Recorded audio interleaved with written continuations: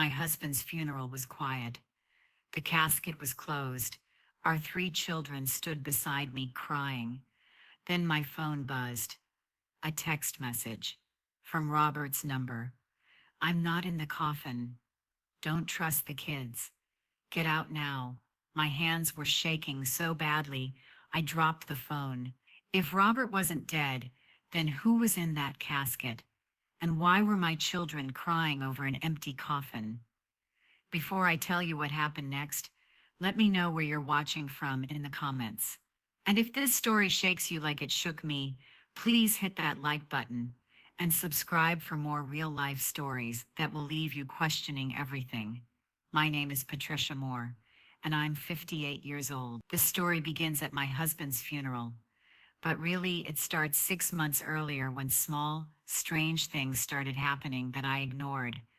Things that, looking back, were warnings I should have seen.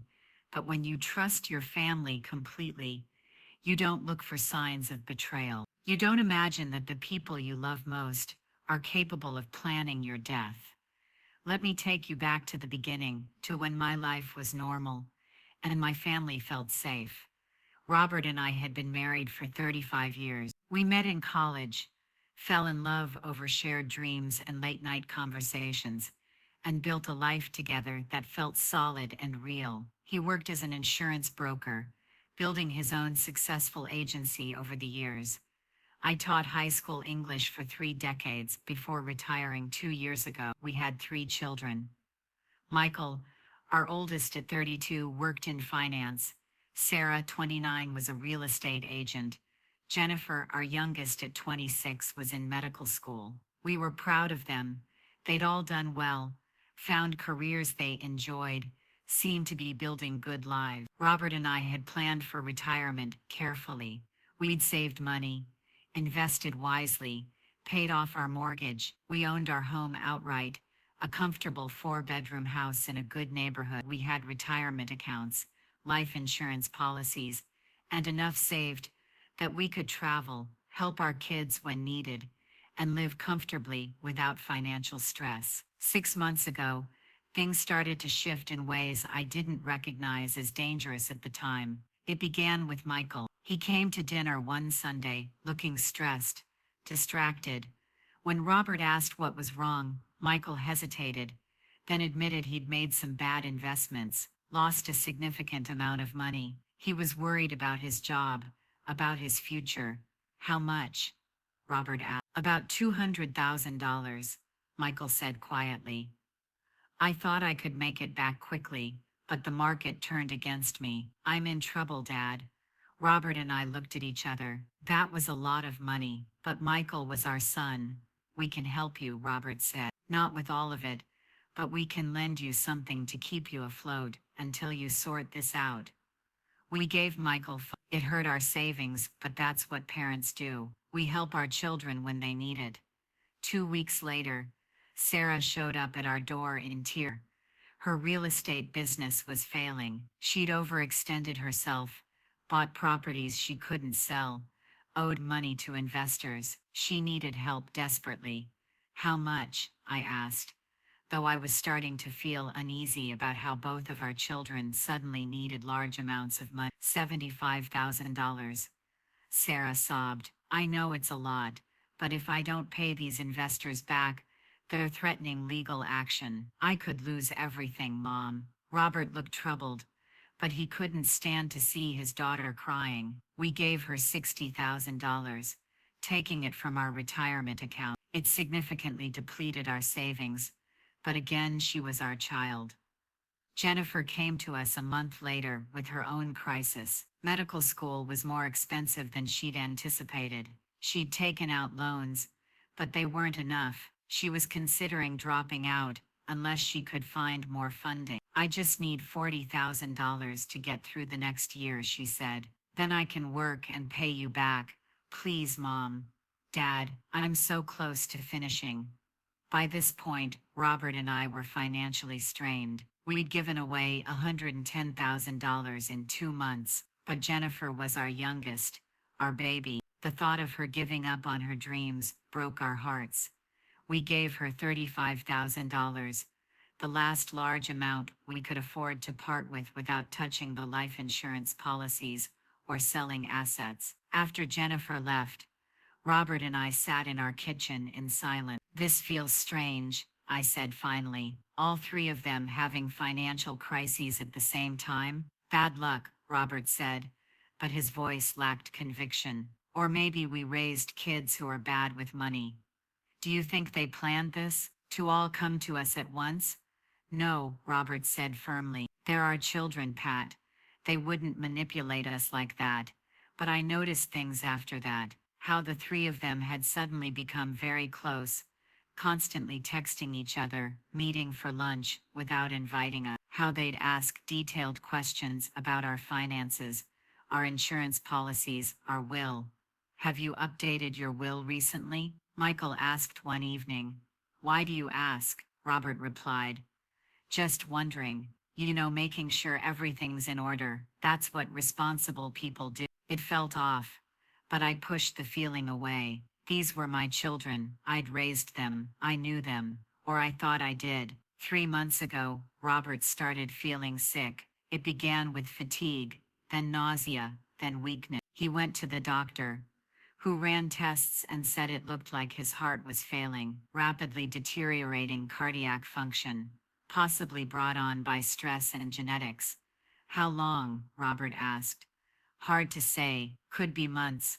Could be years. We'll monitor it closely and do everything we can. But Robert got worse quickly. Within weeks, he could barely get out of bed. Within 2 months, he was in the hospital more than he was home. The doctors seemed baffled by how fast his condition was declining. Our children were wonderful during this time. They visited constantly, brought food, sat with Robert when I needed to rest. Michael handled bills and paperwork. Sarah organized Robert's medications. Jennifer, with her medical school training, asked doctors questions and made sure Robert was getting proper care. I was grateful for them. In my exhaustion and grief, I leaned on my children and thanked God I had them. 2 weeks ago, Robert died, or that's what I was told. He'd been in the hospital, his heart finally giving out. The doctor came to the waiting room where the kids and I sat. I'm so sorry, he said. We did everything we could. He went peacefully. I broke down. 35 years of marriage, gone in an instant. The kids held me, cried with me. We went through the motions of planning a funeral, picking out a casket, notifying friends and family. The funeral director asked if I wanted an open casket.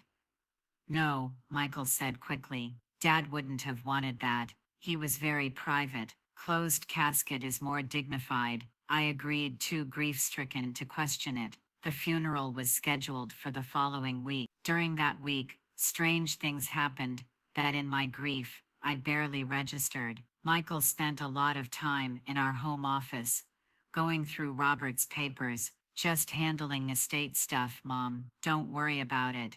Sarah kept asking about life insurance. Have the policies been paid out yet? Do you need help filing the claims? Jennifer was constantly at the house, cleaning, organizing, being helpful, but she also spent time in the basement and the garage, moving things around, claiming she was helping me prepare for the eventual move. Move?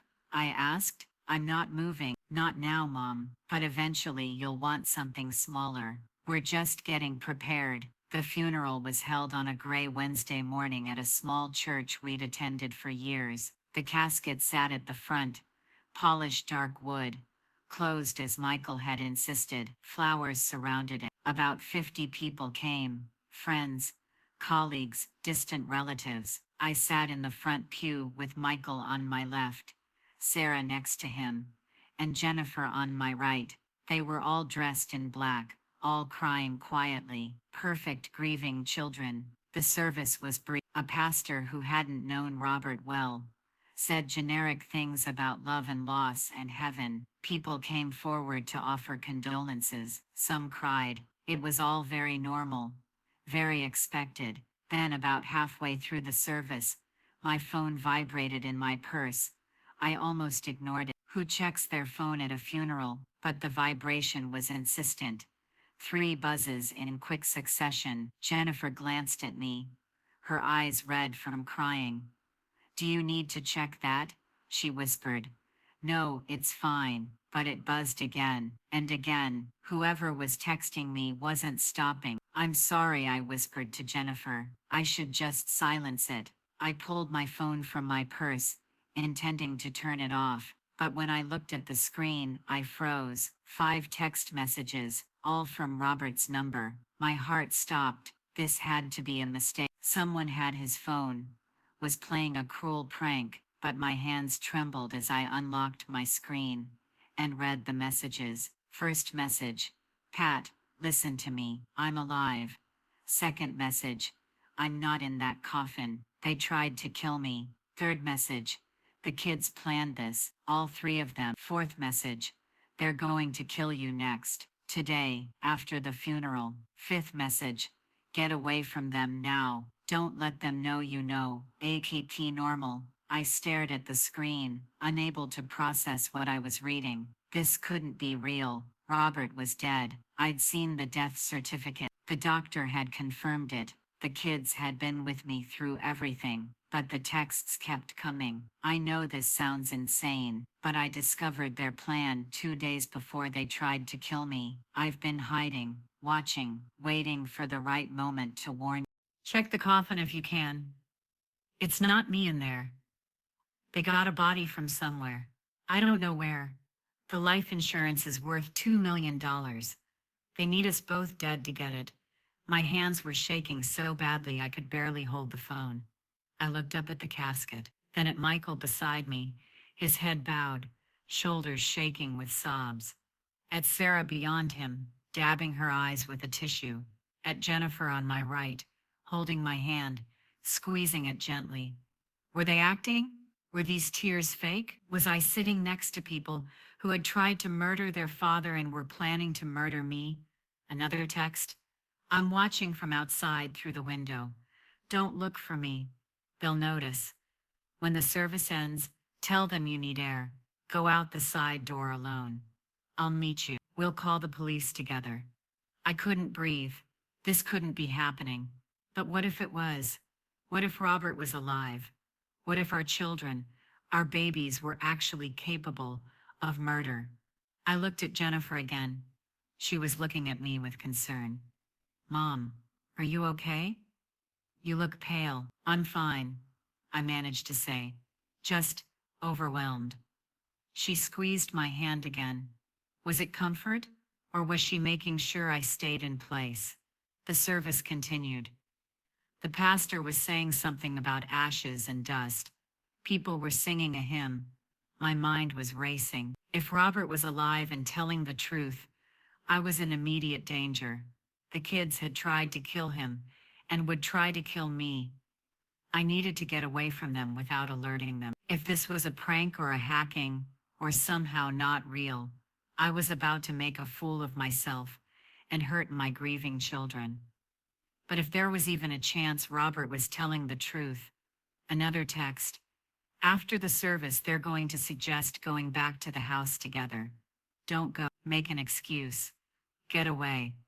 The service ended. People began to file past the casket, paying their respects. My children stood with me, accepting condolences, thanking people for coming. We should head back to the house, Michael said quietly. I had some of Mom's friends prepare food. Everyone's invited back for a reception. Actually, I said, my voice steadier than I felt. I need a moment alone first. I need some air before I face everyone. Sarah's eyes sharpened. We'll come with you. No, I said, perhaps too quickly. I need a moment by myself to process. You understand, don't you? Jennifer put her arm around me. Of course, Mom. Take your time. We'll start greeting people at the house. Come when you're ready. Was I imagining the way her arm felt less like comfort and more like restraint? I'll just be a few minutes, I said, gently pulling away. I'll meet you there. Michael looked like he wanted to argue, but people were watching, waiting to offer condolences. He couldn't make a scene. Okay, Mom. But don't be long. We're worried about. I nodded and started walking toward the side door of the church, forcing myself to move slowly. Normally, like a grieving widow who just needed air. My heart was pounding. Every step felt like miles. I could feel my children's eyes on my back. Were they suspicious? Were they following? I reached the side door and stepped outside into cool morning air. The church parking lot was full of cars, people milling around, heading to their vehicles. I looked around, trying to spot Robert, trying to see if this was real or if I was losing my mind. Then I saw him, standing beside a car at the far end of the parking lot, wearing a baseball cap and sunglasses, but I'd know that posture anywhere. That way of standing with his weight slightly to one side. Robert, my husband, alive. I started walking toward him, slowly at first, then faster. He saw me coming and opened the passenger door of the car. Get in, he said urgently. Quickly, I got in. He slammed the door and ran to the driver's side, starting the engine before he'd even closed his own door. Robert, what the hell is going on? My voice came out as a sob. I'll explain everything, but first we need to get somewhere safe. He pulled out of the parking lot, checking the rear-view mirror constantly. Are they following us? Not yet, but they will be when they realize you're gone. I looked at my husband, at the man I'd mourned for 2 weeks. He looked thinner, with dark circles under his eyes, but he was alive, undeniably, impossibly alive. Start explaining. Now, he drove to a small motel on the outskirts of town and paid cash for a room. Only when we were inside with the door locked and curtains drawn did he start talking. About 3 months ago, I started noticing things. He began, small things at first, my coffee tasting bitter, off, food that made me sick when no one else got sick, pills that didn't look quite like my regular medications. What are you saying? They were poisoning me, Pat. Our children were slowly poisoning me. I felt like I'd been punched. That's insane. Why would you think that? Because I started secretly testing things. I'd dump my coffee out and make new coffee without anyone seeing. I'd skip pills and hide them instead of taking them. And suddenly, I started feeling better. Whenever I avoided food or drinks the kids had access to, I felt normal. Whenever I ate or drank what they gave me, I got sick again. But the doctors said, your heart was failing. The doctors said, my symptoms looked like heart failure, but those symptoms can also be caused by certain poisons. I did research, arsenic, certain pesticides, digitalos. They all can mimic cardiac issues. I was shaking my head. No, no, our children wouldn't. I didn't want to believe it either, but then I overheard them. Overheard what? A conversation. I'd come home from the hospital early. Took an Uber, because I didn't want to bother anyone. I heard voices in the kitchen, all three of them. They didn't know I was there. He pulled out his phone and played an audio recording. His hands were trembling. The voices were clear. Michael, Sarah, Jennifer, my children. Michael's voice. He's taking too long to die. We've been at this for months. Sarah's voice. The doctor said his heart is failing rapidly. It should be soon. Jennifer's voice. We need to be patient. If we push too hard, someone might get suspicious. Michael. And after he's gone, we deal with Mom. That needs to look natural too. Maybe a fall, an accident. Sarah. Or we say she can't cope with the grief. Suicide wouldn't be questioned. Jennifer.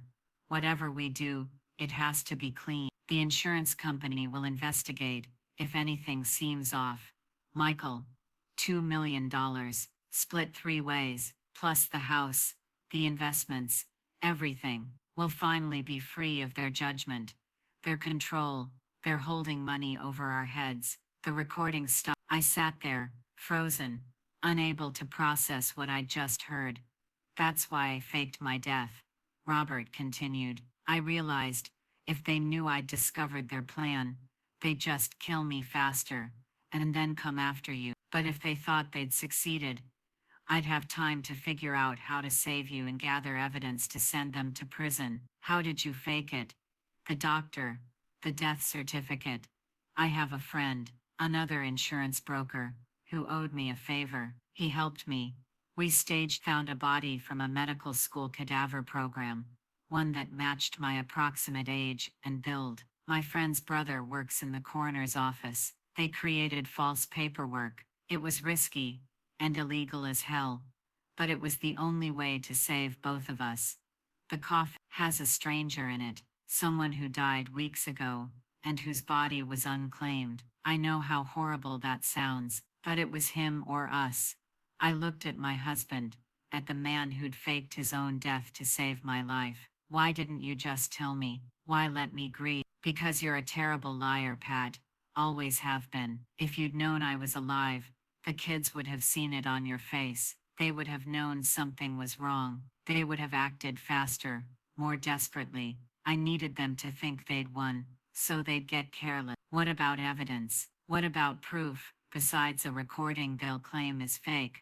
I've been documenting everything. I've collected samples of the food and medications they gave me. I've kept texts and emails. I've hired a private investigator who's been watching them, recording their meetings, tracking their purchases. We have evidence they bought poison, evidence of them researching untraceable murder methods, evidence of them planning how to spend the insurance money. Where are the kids now? As if in answer, my phone rang. Michael's name appeared on the screen. Don't answer, Robert said. It rang again and again. Then Sarah called. Then Jennifer. Text messages started coming through. Michael. Mom, where are you? Sarah. We're worried. Please call us. Jennifer. Mom, this isn't like you. We're coming to look for you. They know something's wrong, Robert said. We need to call the police now, before they panic and do something worse. But I was staring at another text that had just come through, from Jennifer. Mom, I know you got messages from someone claiming to be Dad. It's not him. It's a scam. Someone hacked his phone. Please come to the house, so we can explain. We're scared for you. I showed Robert the text. They're trying to control the narrative, he said, making me seem like the threat. We need to move fast. He pulled out a different phone and dialed 911. This is Robert Moore. I need to report an attempted murder and a conspiracy to commit murder. It's urgent. What happened next was a blur. Police arrived at the motel. Robert explained everything, provided his evidence, played the recordings. The officers looked skeptical at first, shocked that someone would fake their own death. But as they reviewed the evidence, their expressions changed. This is one of the most elaborate cases I've ever seen, one detective said. If what you're saying is true, your children are facing serious prison time.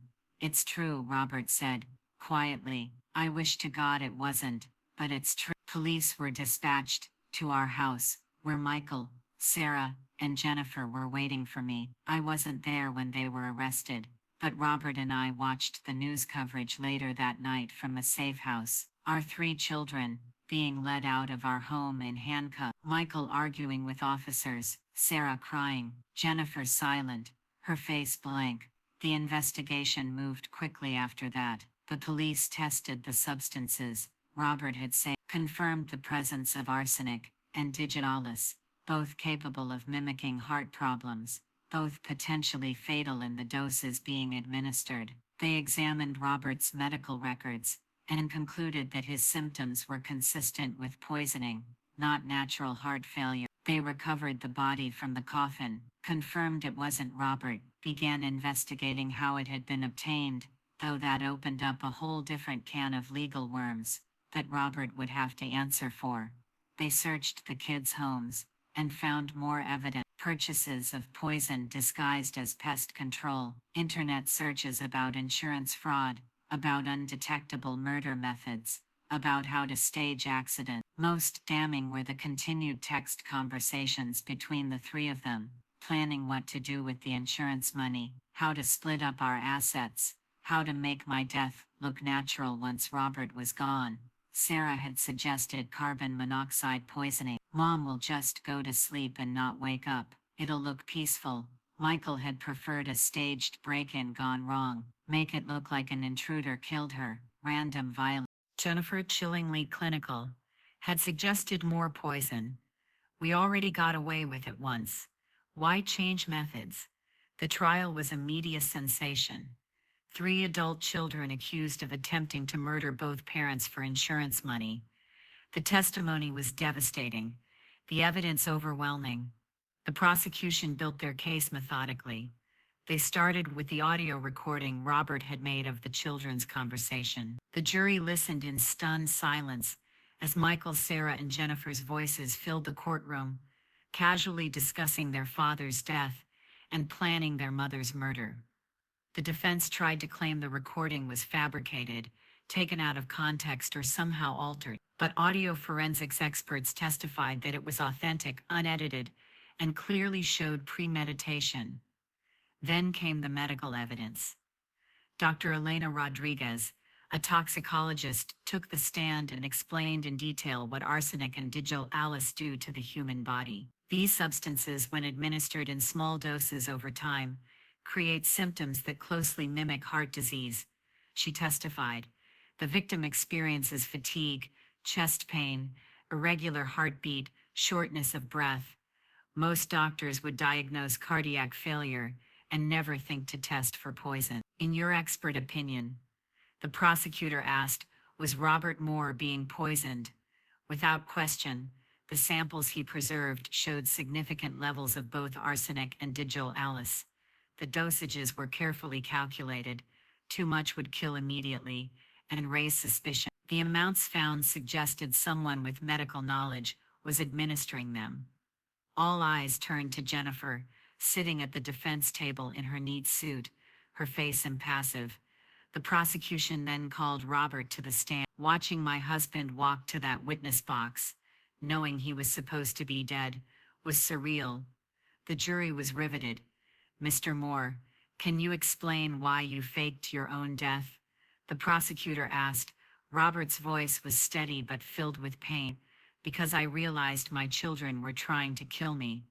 And if they knew I'd discovered their plan, they'd either kill me faster or abandon their attempt and try again later when I was less vigilant. More importantly, they'd move immediately to kill my wife. I couldn't let that happen. You chose an extreme solution. I chose the only solution I could think of that would save both our lives and provide enough time to gather evidence that would hold up in court. The defense attorney, a sharp woman named Patterson, tried to paint Robert as paranoid, delusional, someone who'd destroyed his children's lives based on coincidence and misunderstanding. Mr. Moore, isn't it possible you were simply sick? That your children were genuinely trying to help you? No, Robert said firmly. When I secretly stopped consuming anything they had access to, I got better. When I resumed eating and drinking what they provided, I got sick again. I tested this multiple times. The correlation was undeniable. But you have no actual proof they administered poison. I have samples of the food and medications they gave me. I have recordings of them discussing my death. I have evidence of their purchases of toxic substances. I have their own words planning how to spend the insurance money. What more proof is needed? The defense had no good answer for that. When it was my turn to testify, I had to describe in detail the months leading up to Robert's supposed death, the sudden financial requests from all 3 children, the way they'd become overly involved in our lives, the constant questions about our will and insurance policies. Ms. Moore, did you ever suspect your children were trying to harm you? The prosecutor asked. No, I said, tears streaming down my face. Never, even when small things felt off, I dismissed them. These were my children. I'd raised them, loved them, trusted them completely. The thought that they were capable of murder never crossed my mind. When you received the text messages during the funeral, what went through your mind? Disbelief at first. I thought it was a cruel prank, or that someone had hacked Robert's phone, but the messages were so specific, so urgent, and when I looked at my children standing beside me, something in my gut told me to listen, to get away from them. That instinct saved my life. The defense tried to portray me as a controlling mother who'd driven her children to desperation. They painted a picture of Robert and me as wealthy people who'd refused to help our struggling children, forcing them into financial ruin. But the prosecution countered with evidence that we'd given them over $145,000 in recent months, that we'd helped them repeatedly throughout their lives, that we'd been generous, loving parents who'd done nothing to deserve being murdered.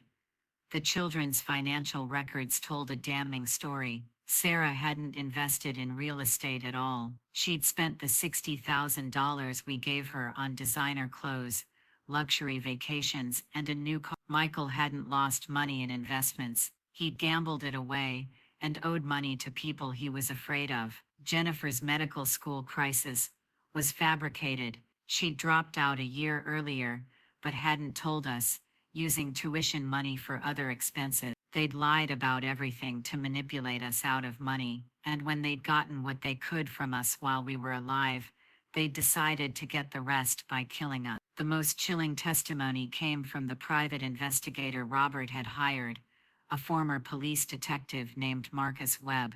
I followed the defendants for 3 weeks before Mr. Moore's supposed death, Webb testified. I documented multiple meetings between all 3 siblings, where they discussed their plans. I recorded conversations in public places, where they talked openly about the insurance payout and how they'd split it.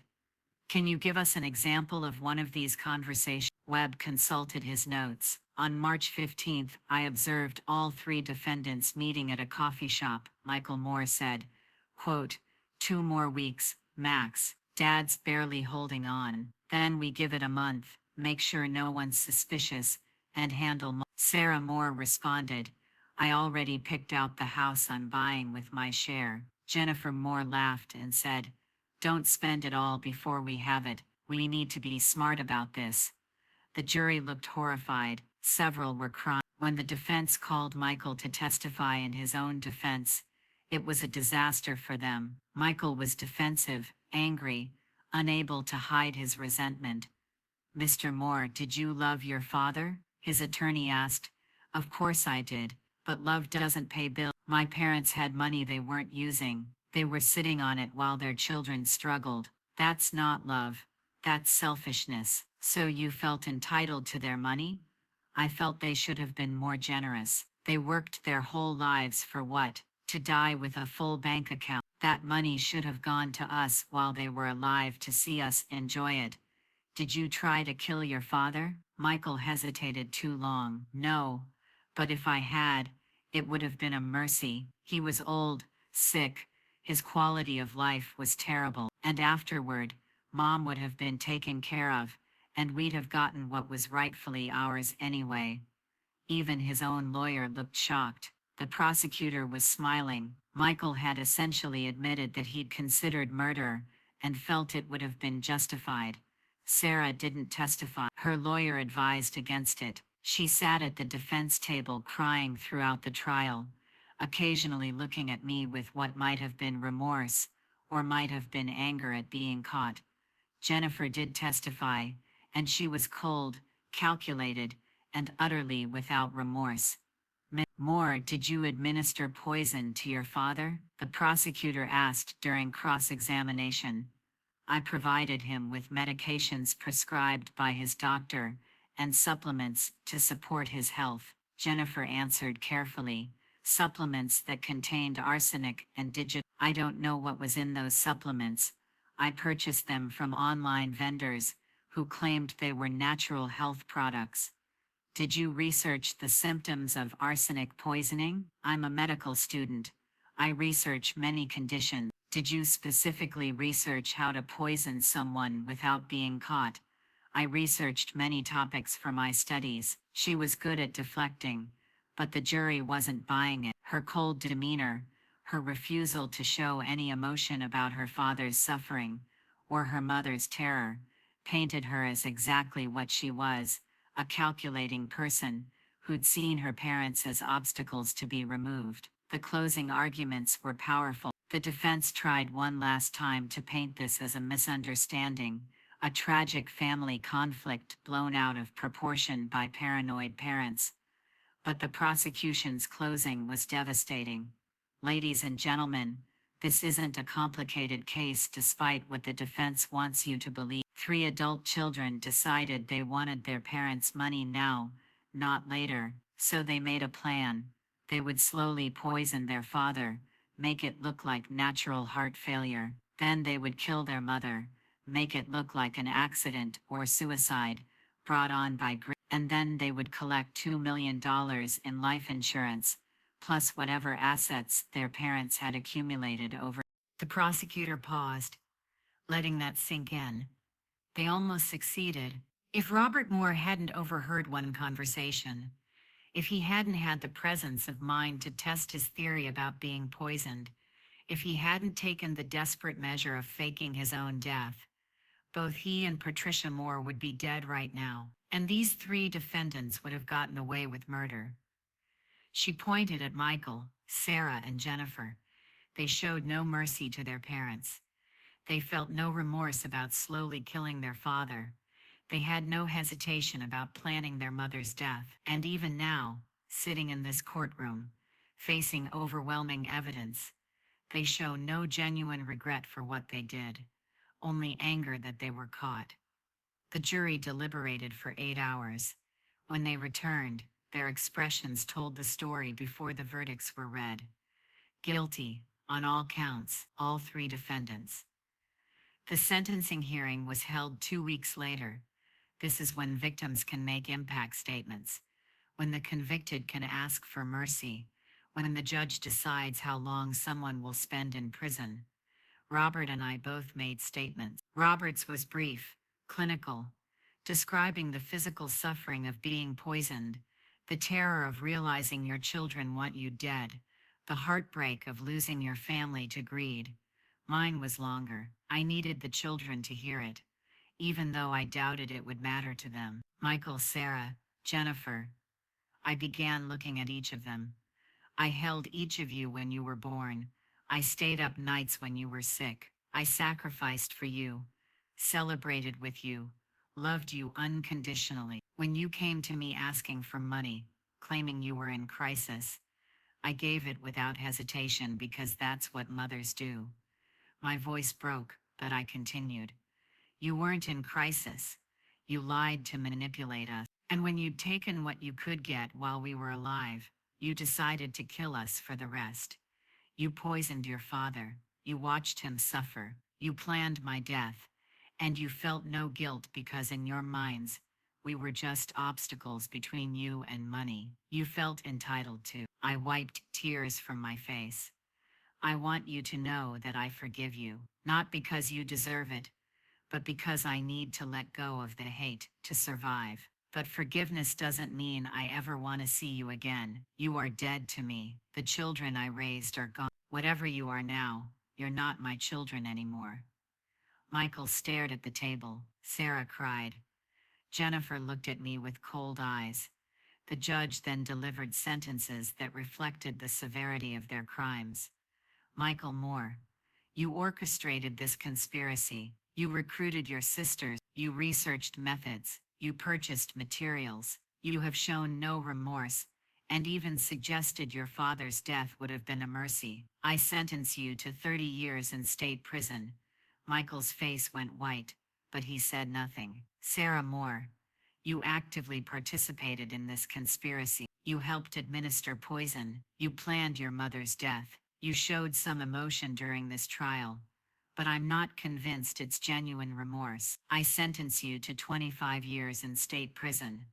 Sarah sobbed, her head dropping to the table. Jennifer Moore, your medical knowledge made you the most dangerous participant in this conspiracy. You knew exactly what you were doing. You calculated dosages. You covered tracks. And you've shown absolutely no remorse. I sentence you to 35 years in state prison, with no possibility of parole for 25 years. Jennifer's expression didn't change. She just stared at the judge with those cold eyes. Before the bailiffs could lead them away, Jennifer turned to me. Her voice was loud enough for the whole courtroom to hear.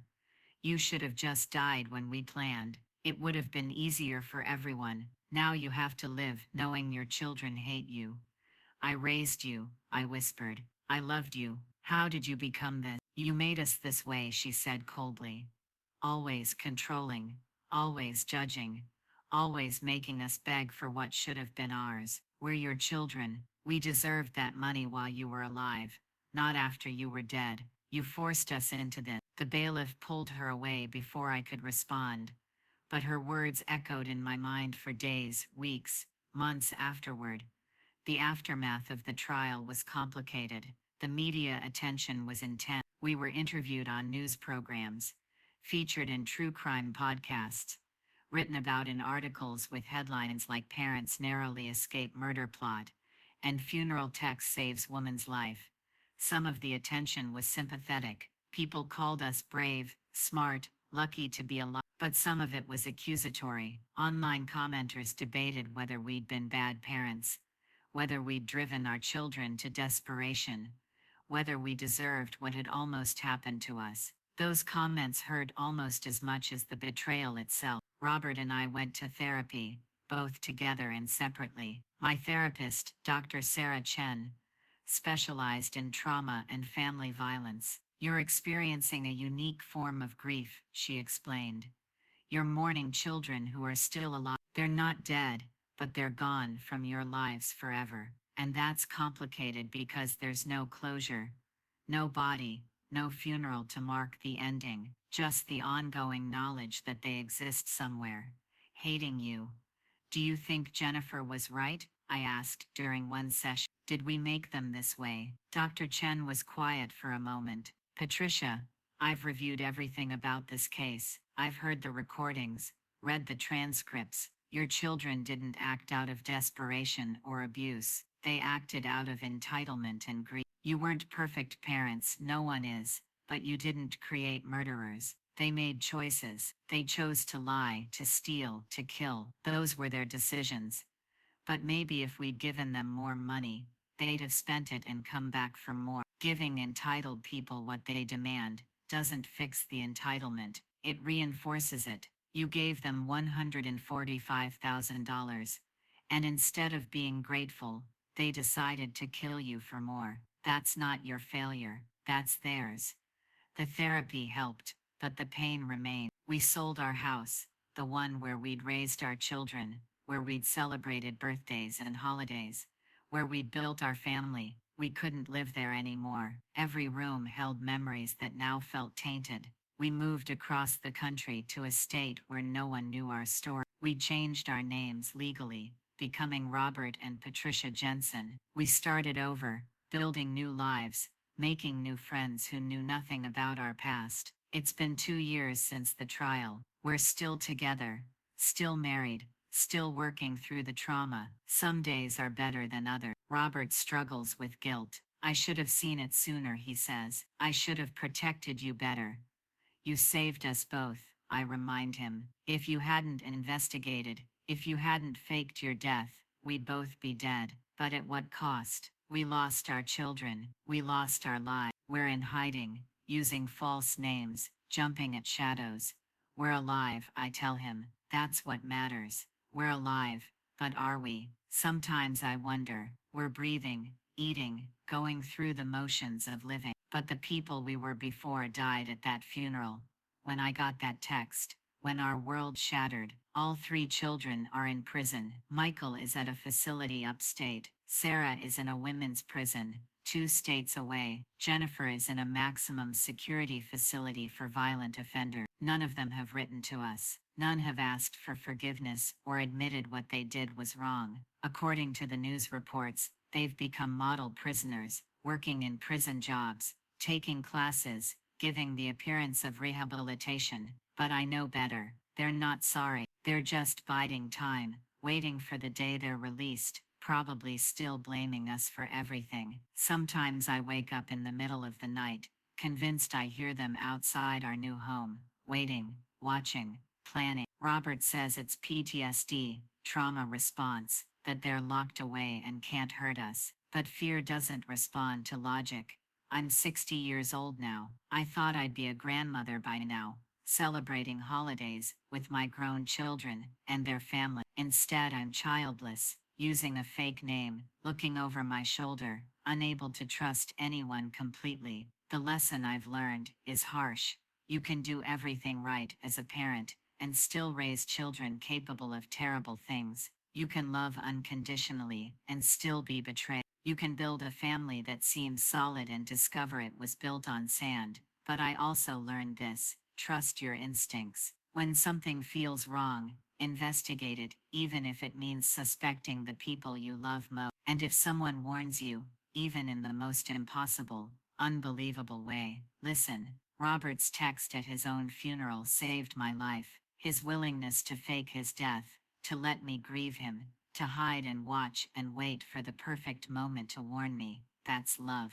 Real love. The kind that sacrifices everything to protect someone else. Our children's love was conditional, transactional, ultimately murderous. I know which one I'd choose, even now, even after everything. Robert and I are alive, we're safe, but we'll never be the same people we were before we learned that our children were capable of murder, that our family was built on a foundation that could crack so completely that love turned into greed, and greed turned into attempted murder.